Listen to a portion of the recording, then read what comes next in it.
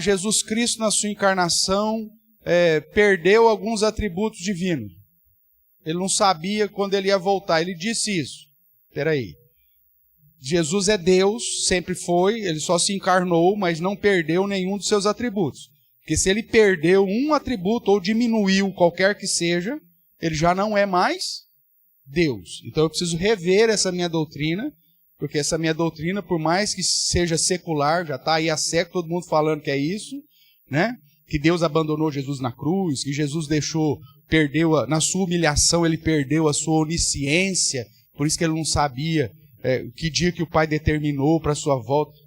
Eu preciso rever isso, eu preciso estudar mais a fundo, porque uma interpretação simplista dizendo que Jesus perdeu atributos divinos, ou diminuiu os seus atributos divinos, fere a doutrina da unicidade da Trindade, da onipotência de Cristo, da onisciência de Cristo, né? Então, é algo problemático, eu preciso rever. Vimos isso. Depois nós começamos a estudar, então, sobre o homem.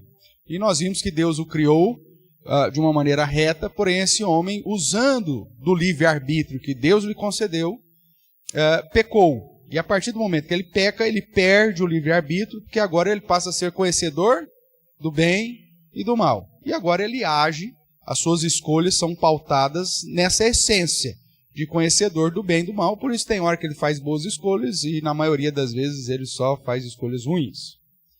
E vimos então que por conta dessa desobediência dos nossos primeiros pais, todos os descendentes de Adão estão condenados e não conseguem alcançar o padrão de Deus.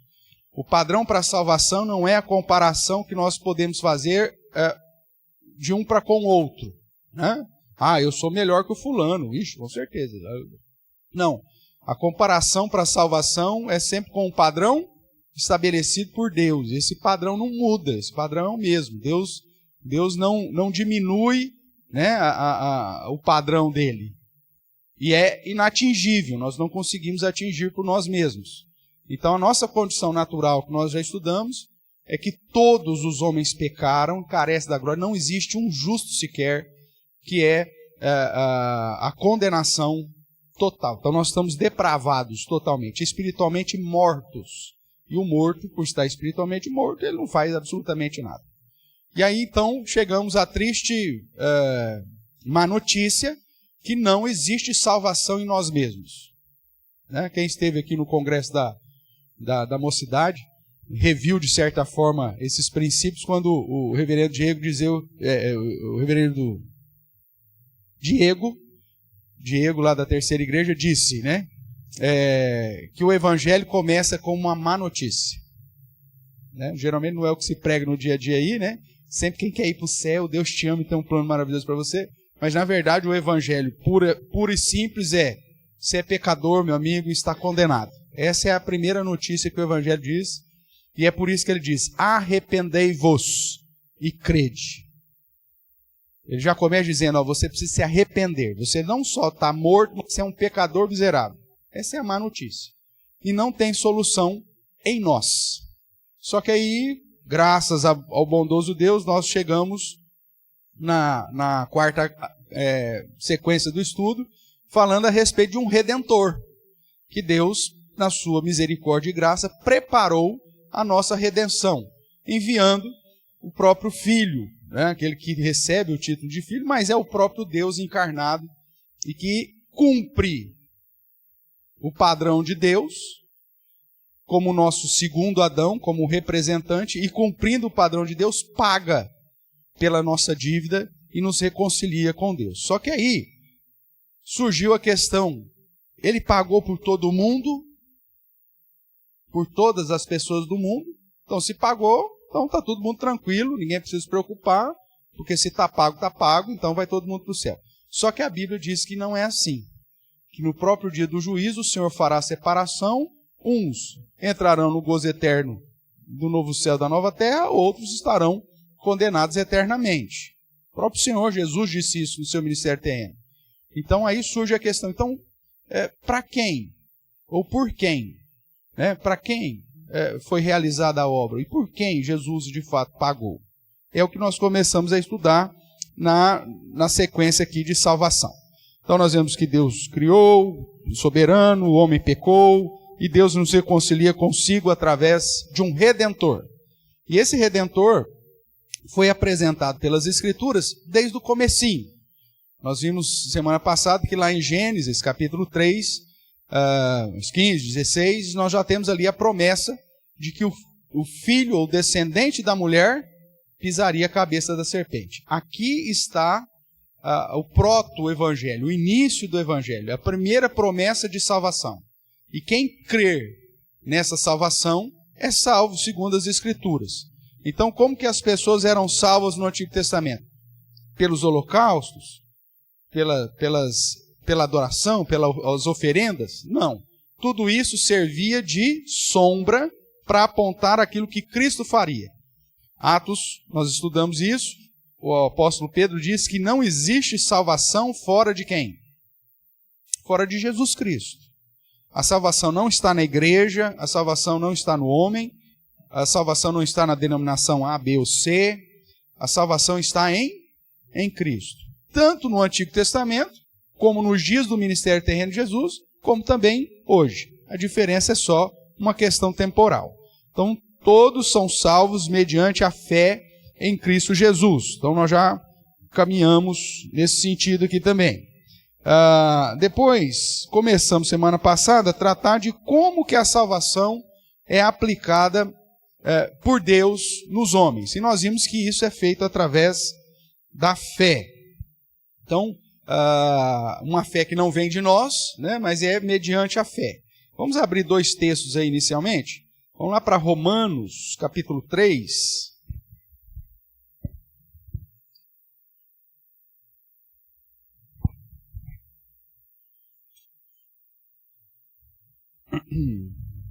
Aproveitando que nós estamos em Romanos aqui, vamos relembrar aí alguns princípios a partir... Você vai olhar no capítulo 3, você vai ver a partir do verso 9, que Paulo diz assim, ó, não tem vantagem nenhuma o fato de você ser judeu.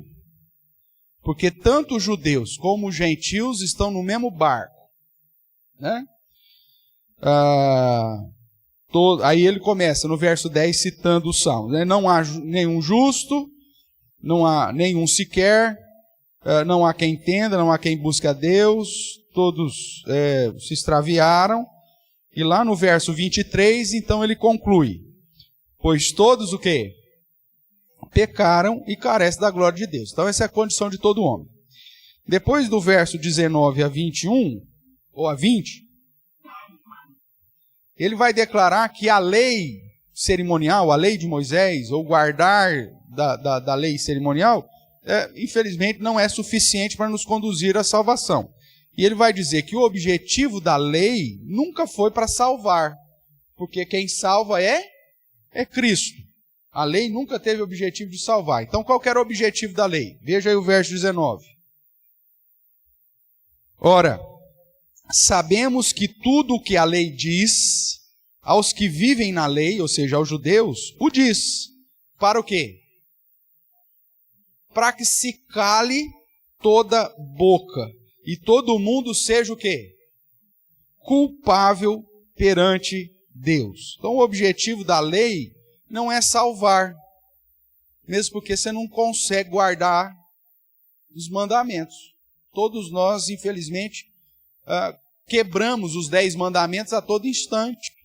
Mesmo porque, quando você pensa, mandamentos relacionados ao próximo, né? Então você põe lá, não adulterarás. Aí você fala assim, pastor, eu nunca adulterei. Só que aí Jesus aumenta aí um pouco mais o varão aqui, né? Do padrão de Deus, ele diz assim, não, meu amigo, não é só você deitar com a mulher não, ou deitar com o homem não, que você está adulterando. Se você pensar, tiver um olhar com alguém com desejos, você já adulterou. Pô, aí piorou mais ainda a nossa situação, porque agora não é só o fazer, é o pensar. Não matarás, né? Que não assassinarás. Essa é a verdadeira. Aí Jesus aumenta o bastão ainda. A gente está tentando pular, mas não consegue. Aí ele ainda vai e aumenta um pouco mais. Aí ele chega e fala assim, não é ir lá e matar, tirar a vida de alguém, não. Se no seu coração você o odiar, você já o assassinou. Pronto. Se já estávamos ferrado e meio agora. Acabou. Não tem aonde fazer mais. Aí Paulo chega e explica, não, gente, fique tranquilo, a lei, ninguém ia salvar, ninguém conseguiria se salvar pela lei. O objetivo da lei é para calar a sua boca. Você que acha que você é alguma coisa. Você fala, mas eu sou bonzinho. Tem gente que é pior do que eu. E a lei fala, você é tão pior quanto qualquer outro. O objetivo da lei não é salvífico, é simplesmente calar a boca, inclusive do judeu, que achava que porque ele era a nação escolhida, da onde saiu a lei de Moisés, onde tinha o sacerdócio levítico, Paulo fala assim, olha, não serve de nada. É para colocar todo mundo no mesmo saco.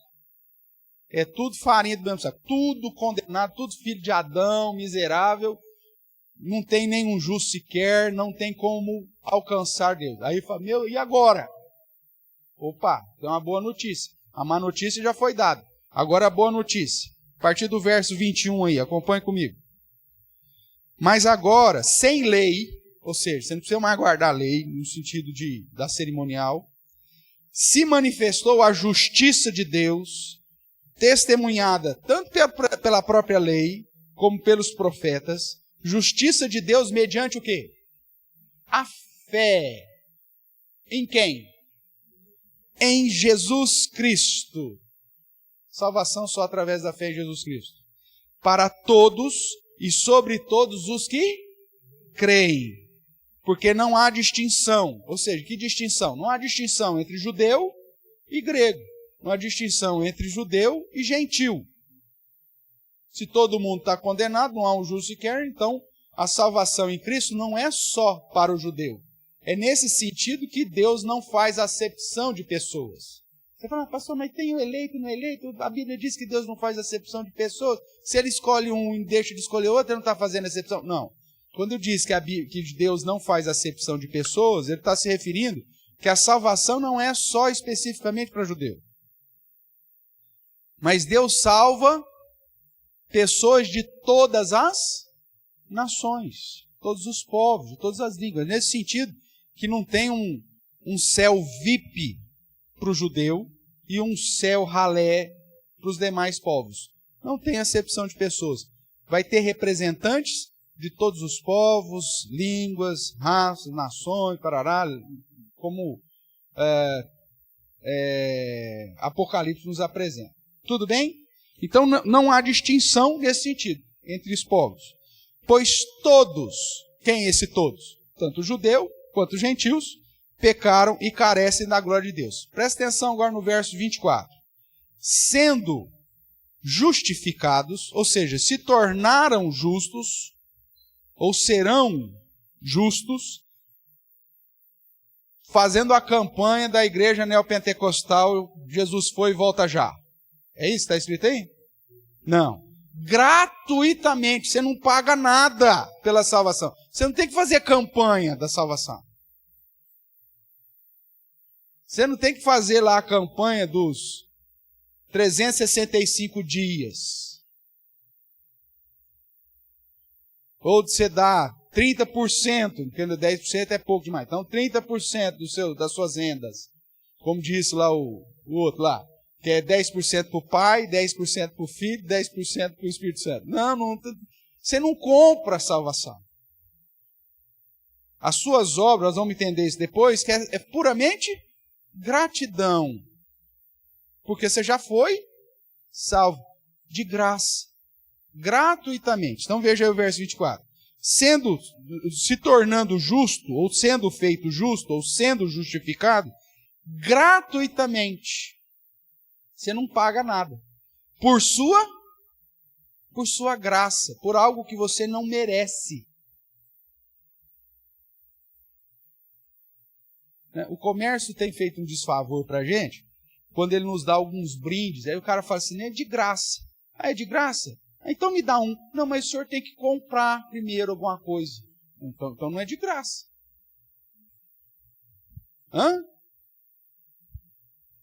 Esses dias eu vi lá uma propaganda lá. Compre um apartamento e ganhe de graça uma televisão. Aí eu pensei assim, acho que eu vou lá pegar só a televisão de graça. É de graça? Aí os caras falaram, não, tem que comprar um apartamento primeiro. Então não é de graça. O comércio tem confundido a nossa mente em relação àquilo que é de graça. O de graça é o que é de graça. Você não merecia, alguém te deu. Aí você fala, mas por que você está me dando isso? Eu não mereço. Mas por isso mesmo, é graça. Você não merece. A sua salvação, você não paga nada por ela. Você não tem que comprar o apartamento primeiro para ganhar a televisão. Você ganha a televisão e pronto, acabou. Olha só que maravilha. Tudo bem? Isso é graça. Você não merecia, mas Ele deu. Gratuitamente. Você não paga nada por isso. Sendo justificados gratuitamente por sua graça, mediante, aí tem um meio aqui, mediante o quê? A redenção que há em quem? Ele pagou. Você recebe de graça, mas teve alguém que pagou. Alguém comprou o apartamento e te deu a televisão. Não ficou para ele, te deu. Aí sim, você recebeu de graça. Tudo bem?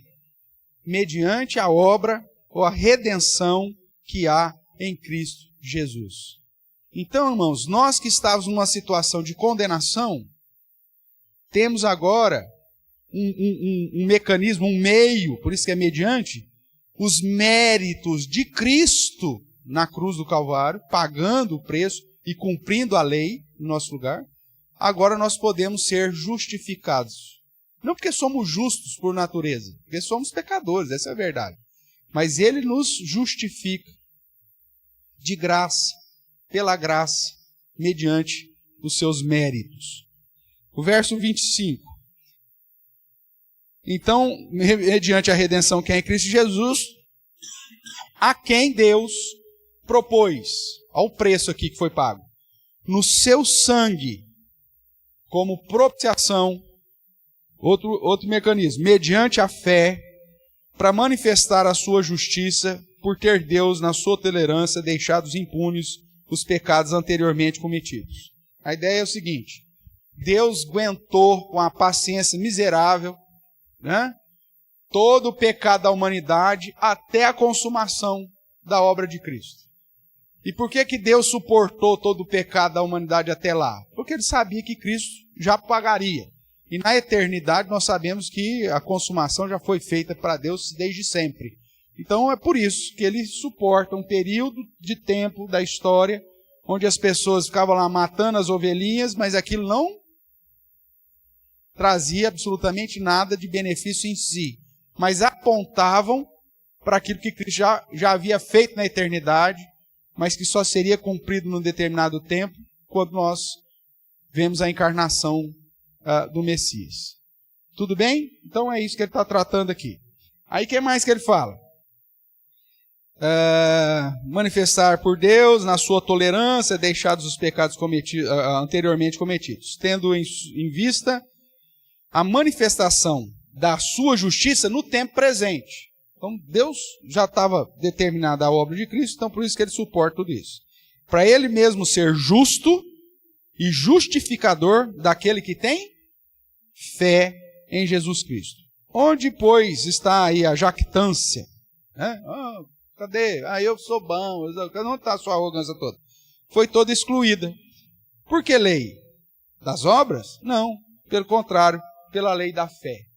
Então, tudo aquela postura, eu sou judeu da tribo não sei dos que, não sei das quantas, de não sei quantas gerações, de piriri pororó. Meu amigo, isso aí não vale nada, porque não importa qual era a sua posição, você estava na mesma condição de condenação, e se você é salvo mediante a obra de Cristo e a fé depositada nele. E aí ele então conclui no verso 28 dizendo: concluímos, pois, que o homem é justificado pela fé, independentemente das obras da lei. Pastor, e todas essas penitências que a gente vê o pessoal fazer aí para ser salvo, não vale de nada. Vale nada. Não, ele foi salvo porque ele foi de joelhos até a Aparecida do Norte. Se ele não tem fé em Cristo Jesus, meu amigo, e não crê na salvação pela graça, sofreu à toa. Não precisava ter sofrido. Porque Jesus já sofreu no meu lugar. Nenhum mérito, nenhuma obra. Eu vou para o mosteiro e vou viver fora de tudo, de longe do pecado e do mundo, que assim eu vou ser salvo. Não, infelizmente você vai levar o pecado para dentro do mosteiro. Porque o problema é você. E você pode ir lá se autoflagelar, fazer o que você quiser. Já assistiu ou já leu o livro, né, O Nome da Rosa? Um filme antigo aí, acho que nem acha hoje, mas se achar, o Sean Connery. É isso que o nome dele é esse? Sean Connery. Sean Connery, é isso aí. Ele faz a história de um monge que vai para um mosteiro num pico altíssimo, não dá nem para chegar lá. O monge que chegou lá já é um negócio e tal, e está lá, nesse mosteiro. Porque acontece uma morte, ele foi investigar essa morte lá. Os caras vão para o mosteiro, mas o pecado vai junto. E aí, nessa investigação, ele descobre justamente isso. Que apesar do mosteiro, o pecado foi junto. E aí, então, tem toda uma trama, não vou contar para você, porque você vai assistir o filme depois, né? Mostrando aí o pecado, que o pecado não adianta você ir para o mosteiro pensando que o pecado, lá no alto da montanha, pensando que o pecado vai ficar longe, porque o pecado vai junto com você. Então não somos justificados pelas nossas obras, pelas nossas penitências, pelas indulgências, como a Igreja Católica Apostólica Romana prega, né? Paga lá a missa de 7º dia, lá pelo ente que morreu, que vai. Paga lá que vai. Vai nada. Se ele não creu em Jesus como seu único e suficiente Salvador, meu amigo, você pode pagar o que você quiser. Você pode contratar a missa de 7º dia dele na sede de São Paulo, pedindo para o padre Marcelo rezar a missa. E contratar ainda aquele outro que canta, para cantar os cantos lá. Não vai adiantar. Como que é o padre cantor lá? Fábio de Melo. Olha aí, vai junto com a Xuxa. Não adianta. Não adianta, porque não é por méritos. É pela graça. Não pelas obras da lei. E a gente desenha isso, irmãos, e as pessoas não entendem. Porque elas estão ainda com os olhos cegos para a verdade do Evangelho. Nós vamos ver, então, como que Deus aplica, então, essa salvação. Semana passada falamos que é mediante a pregação da palavra. Então, nós temos que evangelizar, nós temos que pregar, nós temos que falar, nós temos que ensinar. Deus vai abrir, vai tirar a cera espiritual dos ouvidos das pessoas através da pregação da palavra. A fé vem pelo ouvir e ouvir da palavra de Cristo. Né? Está aqui em Romanos? Vai lá então para esse texto aí.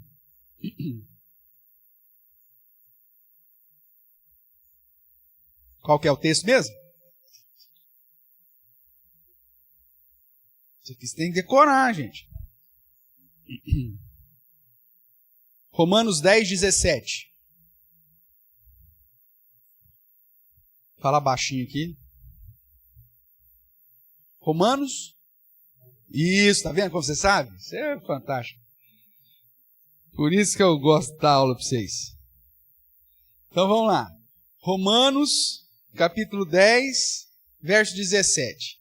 E assim a fé vem pela pregação. E a pregação pela palavra de Cristo. Em algumas traduções, você vai ver a questão o ouvir, né? A fé vem pelo ouvir e ouvir da palavra de Deus. Porque é o que ele vai dizer mais à frente, né? Mas pergunto, verso 18. Porventura não ouviram? Né? Sim, por certo, por toda a terra se fez ouvir a sua voz e as suas palavras até os confins do mundo. A ideia de que a pregação está sendo anunciada. Mas o meio da aplicação é a pregação. Efésios capítulo 1:13 diz que nós, ao ouvirmos o evangelho da nossa salvação, tendo nele crido, recebemos o Espírito Santo. É no ouvir do evangelho da nossa salvação que Deus abre o nosso entendimento e o Espírito Santo vem e nos cela. É o momento que eu recebo o Espírito Santo, é no momento da minha conversão. Não tem que ir numa igreja aí qualquer para receber o batismo do Espírito Santo. Tanto é que Paulo, lá em Atos 19, olha lá para aqueles discípulos que na verdade não eram discípulos, eram seguidores de João Batista, e pergunta: vocês receberam o Espírito Santo no momento em que creram? Aí eles fazem: não, nem sabemos que existe o Espírito Santo. E aí Paulo já sacou que os caras, na verdade, não tinham tido fé em Cristo Jesus, porque ainda não tinham recebido essa informação. Aí ele pergunta: mas vocês foram batizados no quê? Ele fala: no batismo de João, que é de imersão, aquele lá. Jesus fala: não é desse não. João pregou que havia um cara melhor que ele, depois dele, a saber, Jesus Cristo, o próprio Deus encarnado, que morreu, ressuscitou, que você tem que crer nele e receber o batismo que ele instituiu. E aí aqueles homens são batizados, não novamente, recebe agora o batismo de Jesus, e no momento que há o batismo, com imposição de mãos, diz o texto, eles recebem o Espírito Santo e, como eram gentios, começam a falar em línguas, nesse momento de transição, para confirmar, tanto para Paulo, que Deus estava recebendo os gentios na igreja, Paulo como judeu, e para mostrar para os gentios que a autoridade da igreja vinha através do ensino dos apóstolos. Basicamente isso. A gente vai estudar isso mais para frente. Então veja, irmãos.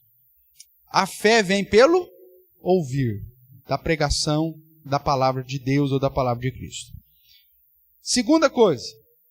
A palavra de Deus, lá em Mateus 28, que é o texto da grande comissão, nos apresenta que a estratégia para aplicar salvação sobre os conversos, né, sobre os novos discípulos, inclui não só a pregação, né, o ir pregar o evangelho, mas também a administração dos sacramentos. Vamos lá, Mateus 28. Aqui você tem a síntese da estratégia que Jesus nos deu. Vou ler o 18 também. Jesus, aproximando-se, falou-lhes dizendo: toda autoridade me foi dada no céu e na terra. Aí todo mundo fala assim: mas Jesus não era o Todo-Poderoso? Ele já não tinha autoridade sobre tudo? Estamos tratando de redenção. Estamos falando de salvação. O homem caído. O homem estava condenado. O homem estava sob a sedução e o engano de quem? Segundo as Escrituras. Dos principados e potestades, né? do príncipe do ar. Lembra disso? Nós já estudamos lá, Paulo falando. Ou como o Apocalipse nos ensina, Satanás veio seduzir as nações. Nesse momento, o mundo estava nas mãos de Satanás. É por isso que na tentação de Jesus, o próprio Satanás aparece para Cristo e oferece a Cristo o quê? As nações. Se Cristo fizesse o quê? Se prostrado, o adorasse. Por que Satanás oferece as nações? Porque até esse momento da redenção, o pecado do homem havia quebrado a comunhão com Deus e colocado o homem sob a escravidão do pecado e, consequentemente, sob a escravidão do próprio Satanás. Por isso as nações estavam debaixo da sedução de Satanás. É por isso que quando Jesus vem, Apocalipse vai dizer que Satanás foi preso, foi amarrado, no sentido de que não podia mais enganar as nações ou seduzir as nações. Quando Jesus vence na cruz, então ele recebe autoridade agora sobre todas as nações. E é por isso que depois ele envia o Espírito Santo, abre o primeiro selo, nós já estudamos isso, e o evangelho sai vencendo para vencer. E aí então você tem o avanço do cristianismo alcançando pessoas de todas as nações, de todos os povos, de todas as tribos. Até o ministério terreno de Jesus, a pregação tinha sucesso nas nações? Não. Você tinha lá um caso ou outro, isolado, da graça de Deus, mostrando que já no Antigo Testamento, a salvação sempre era para as nações. Você tem lá Raabe, a família dela, você tem Ruth, você tem Naamã, aquele general sírio, você tem uma geração inteira de ninivitas, 120 mil pessoas, você tem a rainha lá da Etiópia, você tem algumas pessoas que durante a história foram alcançados, mesmo no Antigo Testamento. Só que o avanço da salvação e do evangelho pela graça só acontece depois do ministério terreno de Jesus. E é por isso que ele fala, olha, eu venci a cruz, já ressuscitei e agora Satanás está preso, não tem mais autoridade sobre as nações, por isso foi me dada a autoridade, não só no céu, mas em toda a terra. E aí por isso que ele fala assim, ó, pode ir. Mesmo que, segundo a influência de Satanás, usando os aliados que ele tem, e um deles é o sistema político, e essa divisão geopolítica, algum ditador chega e diga assim, é proibido falar de Jesus no meu país. Isso não impede que os eleitos daqueles países sejam alcançados pelo evangelho de alguma forma. Porque a autoridade não é desse tirano. A autoridade sobre toda a terra agora é de Jesus. Por isso ele diz, ide, pregai o evangelho, ide, fazer discípulos. Você vai fazer discípulos logo pregando o evangelho. Então veja, que é o que vai falar em Marcos, vai falar em Lucas. Pregai o evangelho. Então aqui é a estratégia. Por quê? Porque Jesus tem toda a autoridade. Recebeu isso, vencendo, envergonhando Satanás na cruz. E aí ele diz então que dentro dessa estratégia, baseado na autoridade de Jesus, são 3 verbos que aparecem aí, né? O primeiro traduzido por ide, o segundo batizar e o terceiro ensinar. Então a estratégia aqui para se fazer discípulos, que o fazei, né, que você vai pôr aí, mas esse é a grande missão. A missão não é ir, a missão não é batizar, a missão não é ensinar. A missão é fazer discípulos. Agora, para fazer discípulos, a estratégia é vá, pregue o evangelho, batize e ensine a guardar todas as coisas. Essa é a estratégia. Então nós vemos que dentro dessa visão estratégica, a salvação é aplicada por Deus mediante essa fé, através, primeiro, do ide, que você vai pregar o evangelho, segundo, batizando, ou seja, aplicando os sacramentos que o próprio Deus instituiu, que é conduzindo as pessoas a entrar em aliança com Deus. Então, quando nós aplicamos os sacramentos na igreja, isso serve de testemunho. Às vezes uma pessoa vem aqui no culto e ela não vem para adorar porque ela não está em comunhão com Deus, ela é um visitante. Quem adora é a igreja. Você chama lá o seu cunhado lá, que é um descrente miserável, e ele resolve vir na igreja, mas ele não é crente, ele não se converteu. Ele vai vir assistir o culto. Ele não vai vir prestar o culto. Porque a gente presta culto em espírito e em verdade. E prestamos culto porque já fomos regenerados em Cristo.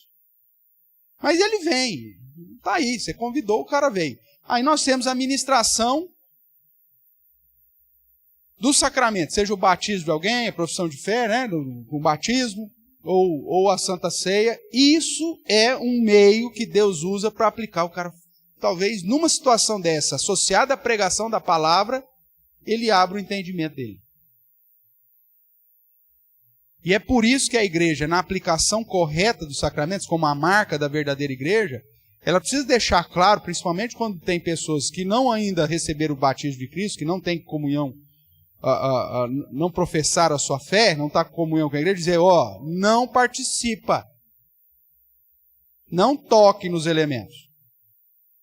Examine-se, pois, o homem si mesmo. Se você não está em comunhão com Deus, se você não professou a sua fé, não recebeu o batismo de Cristo, essa comida não é para você. Aí o cara se sente excluído. Fala, nossa, essa igreja é miserável, rapaz. Pãozinho desse tamanho, a miséria me negou, rejeitou. Mas é a parte didática desse negócio. Fala, você não tem parte nisso. Enquanto você não crer e reconhecer que Jesus é o seu Senhor, seu Salvador, e viver para Ele. Por menor que seja o pãozinho que está sendo distribuído, você não tem parte nisso.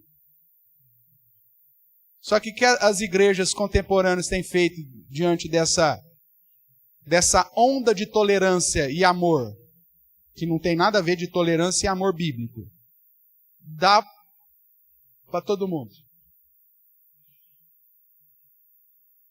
Não faz mais essa distinção. E aí o que acontece com a administração dos sacramentos? Perde o verdadeiro significado dela. Eu tive notícia agora, recentemente, uma dessas igrejas, estilo comunidade que a gente tem, agora virou pipoca agora. Né? O pessoal fala, ai pastor, você não pode falar isso. Irmãos, o profeta do Senhor é chamado para anunciar contra os desvios da palavra do Senhor. A Bíblia diz que o atalaia, se ele não der um sonido entendível, presta atenção nisso que eu vou dizer. O atalaia, ele precisa soprar lá a trombetinha dele e tem que dar a nota certa. Porque se o combinado era 2 toques para falar que o inimigo está vindo, e você dá um toque só, o que vai acontecer? Os caras vão ficar dormindo. Deu um toque. Mas foi um só. Então volta a dormir. Porque o combinado é 2. Então o atalaia, ele tem que falar claramente. O som dele tem que ser de acordo com o combinado. Então não adianta eu falar assim, gente, tem falsos profetas. Você já sabe que tem. Agora eu tenho que dizer, cuidado com esse tipo de falso profeta. O que os caras estão fazendo com os sacramentos agora? Virou várzea. Bola de Neve,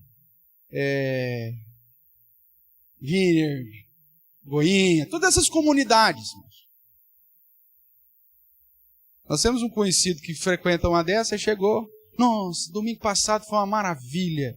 No culto lá, 20 e tantas pessoas foram batizadas. Conversando com a Clarice. Eu falei, Puxa vida, e aí? Mas como foi? Não, as pessoas que chegaram lá na hora lá, e aí, quem quer ser batizado? Aí os caras se sentiram tocados lá e vieram ser batizados. Assim? E aí? Fantástico. A igreja explodiu em aplausos. É isso aí mesmo. Só aplaude. Tudo na emoção. Fruto de diafragma, dos loops musicais, diafragma musical, frases coaching, né, que mexem com o seu cérebro, que te conduzem, não sei o quê. Aí vem. Isso é a aplicação correta do sacramento? Não, não é, meu irmão. Não é. E aí o cara fala, eu já fui batizado. Você fala, meu Deus do céu, em que contexto você foi batizado, meu amigo? Você não entendeu absolutamente nada. Você participou de um rito. Você participou de um troço. Não tem outro nome para dar para isso.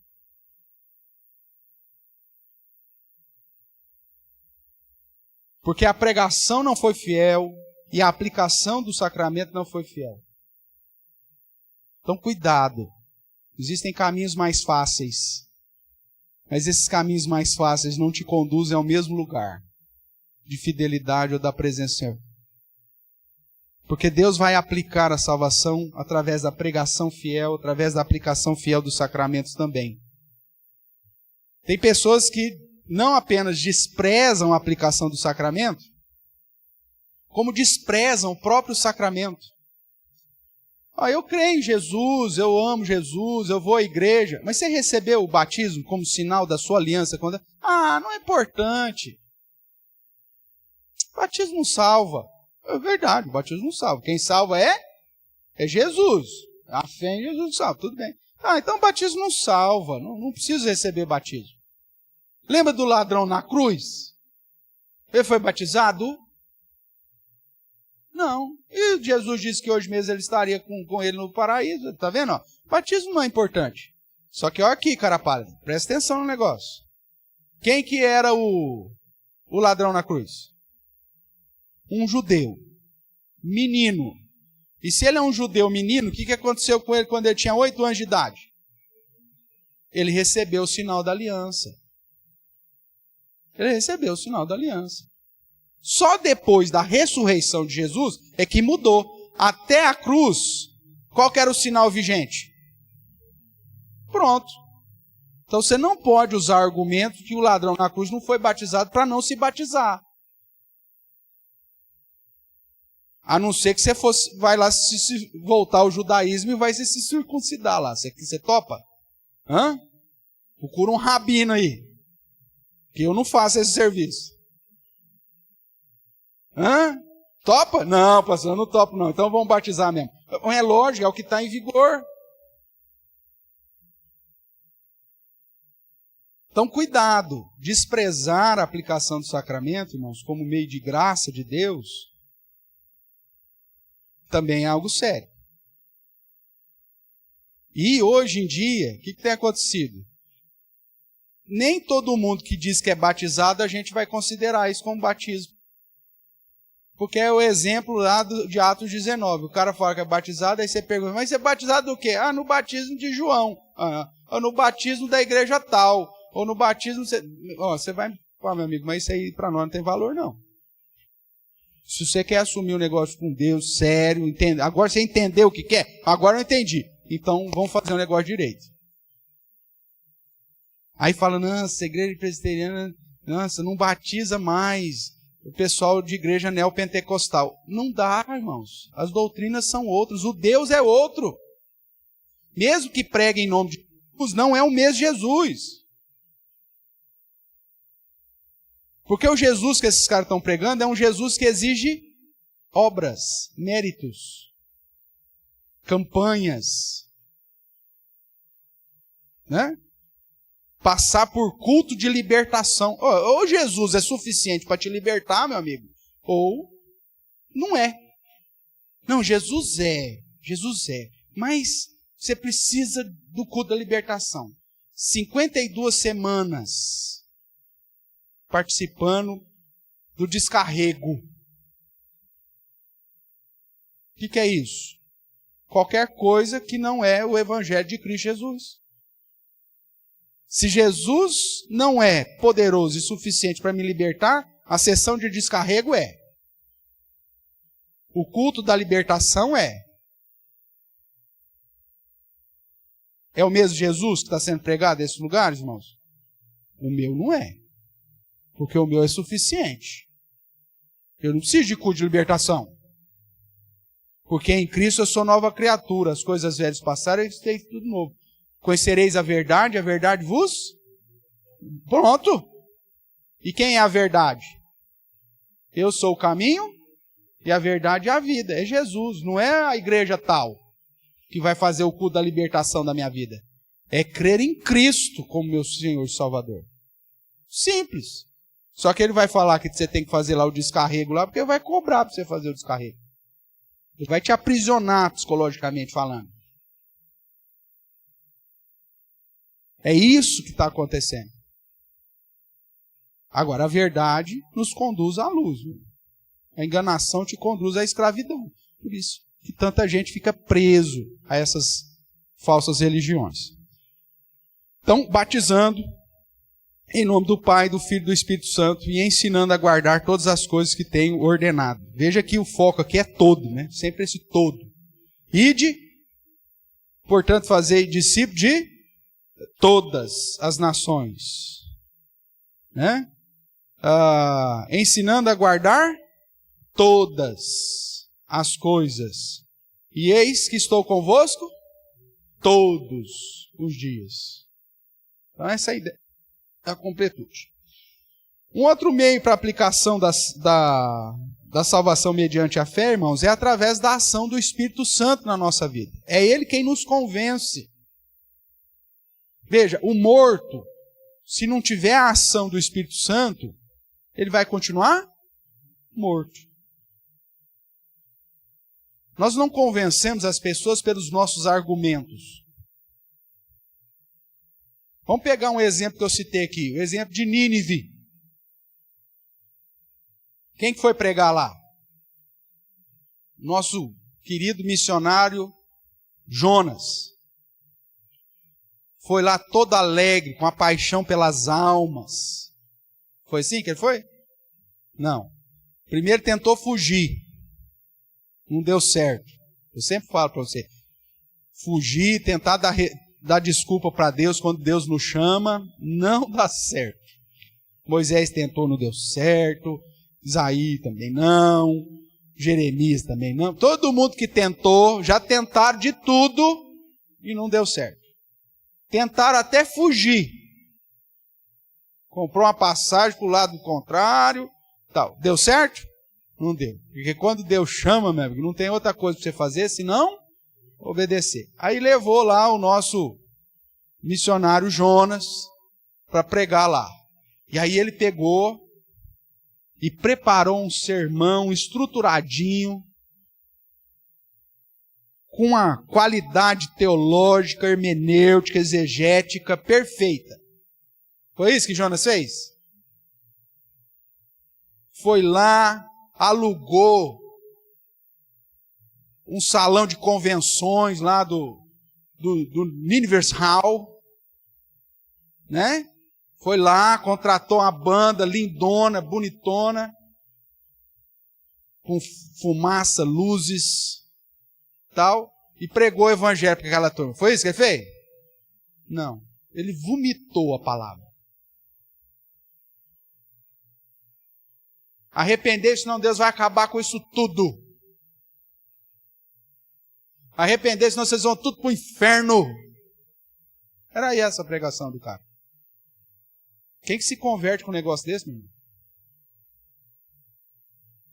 120 mil.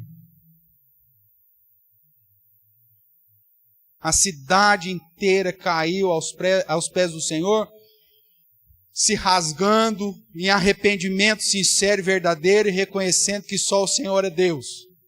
Foi por causa da pregação de Jonas? É óbvio que não. Foi por causa do testemunho dele? Lógico que não. O que salva, irmãos, é a pregação da palavra. E mesmo na nossa limitação. Porque se Deus fosse esperar que eu, pastor Everton, estivesse capacitado plenamente para interpretar as Escrituras com extrema maestria, para que alcançasse alguém, você estava tudo perdido. É a ação do próprio Deus, através do seu Espírito Santo. É Ele que age. É Ele quem nos convence. É Ele quem trabalha. E às vezes até antes de você chegar com o Evangelho. Deus vai preparar o coração, o ouvido daquele cara com quem você vai pregar o Evangelho, antes mesmo de você saber. Às vezes antes até mesmo de você nascer. Você vai pregar para um velhinho que já tem aí o dobro da sua idade, mas Deus já está preparando o coração dele e usava sua vida para isso. Não são os seus argumentos. É a ação do próprio Deus. É assim que Ele aplica a fé no nosso coração. Vamos ver alguns versos aí, né? João 16, falando do Consolador.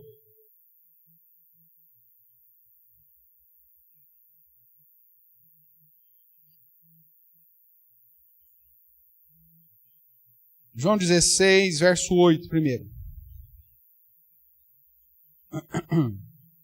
É dito a respeito do Espírito Santo. Os espíritas usam os capítulos 16 aqui de João para falar que é o Espiritismo, viu? Os muçulmanos usam esse texto aqui, que Deus enviaria o Consolador, para falar que é Mohammed.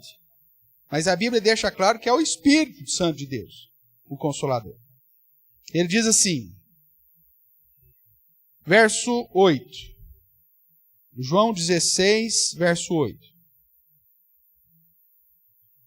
Quando ele vier, convencerá o mundo do quê? Do pecado, da justiça e do juízo. Do pecado, porque não crê em mim. Da justiça, porque vou para o Pai e não me vereis mais. E do juízo, porque o príncipe desse mundo já está julgado. Tendo ainda muito que vos dizer, mas vós não podeis suportar agora. Quando vier, porém, o Espírito da verdade, ele vos guiará a toda a verdade, porque não falará por si mesmo, mas dirá tudo o que tiver ouvido e vos anunciará as coisas que hão de vir. Ele me glorificará, porque há de receber do que é meu e vou-lo há de anunciar. Tudo quanto o Pai tem é meu, por isso é que eu vos disse que há de receber do que é meu e vou-lo há de vos anunciar. Então veja, irmãos, o Consolador, que é o Espírito da verdade, que é o próprio Espírito Santo de Deus, é Ele quem nos convence do pecado, da justiça e do juízo. É só por isso que as pessoas convertem. Pastor, olha, agora eu fiz um folheto, esse folheto aqui, até o diabo converte com ele. Eu só preciso fazer o diabo ler. Se o diabo ler, vai acontecer. Não, meu amigo. Quem convence não é a sua estratégia, o seu testemunho, mas o poder de Deus. Tudo bem? Hoje nós vamos terminar aqui. Semana que vem nós vamos dar uma pausa, que é Dia dos Pais. Nós vamos trazer um estudo específico sobre para o homem. A expectativa, irmãos, é que para o domingo que vem você convide o máximo de homens que você puder. Vai para as ruas aí, traz aí, está perdido, traz. Seu cunhado, você não gosta dele, traz. Né? Primo. Vai pelos becos e traga todo mundo, os homens. Nós vamos falar uma palavra para os homens e evangelística. Então você fala, cara, vai ter café da manhã, pode trazer um infeliz para o café da manhã. Aproveita que é 8 horas da manhã, não está bêbado ainda, não deu tempo de beber nada, então traz. Né? E aí ele vai ficar na escola dominical, nós vamos falar um estudo específico para os pais sobre o homem bíblico, o homem criado segundo o padrão de Deus. E depois vai ter a apresentação das crianças, aquela coisa toda. Então nós vamos ter uma pausa. Aí no outro domingo, se Deus assim permitir, a gente volta para responder a seguinte pergunta. O que eu faço para ser salvo? Eu sei que você já sabe, mas nós vamos fundamentar isso aqui. Tá bom?